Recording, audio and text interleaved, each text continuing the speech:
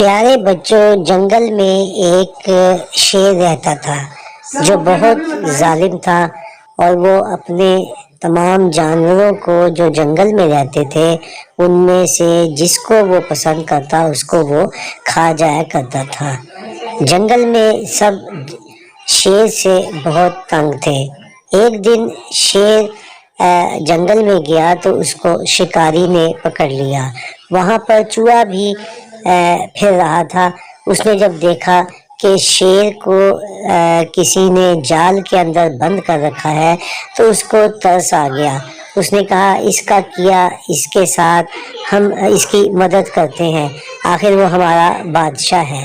اس نے جال کو کاٹا اور اس کے بعد شیر آزاد ہو گیا۔ شیر نے باہر نکل کر جب دیکھا کہ مجھے چوہے نے آزاد کیا ہے تو وہ بہت خوش ہوا۔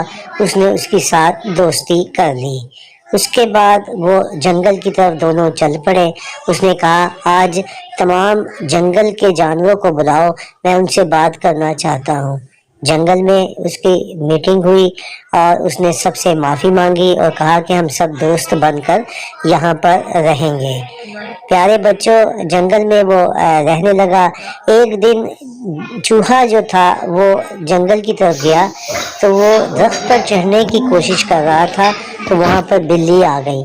بلی نے چوہے کو پکڑنے کی کوشش کی، اس کا تعاقب کیا۔ وہاں پر شیر بیٹھا سب کچھ یہ دیکھ رہا تھا۔ اس نے دور سے گرج آواز میں جو ہے وہ دہاڑا، جس سے بلی ڈر گئی اور اس طرح چوہے کی جان بچ گئی۔ چوہا شیر کے پاس گیا اور اس نے اس کا شکریہ ادا کیا۔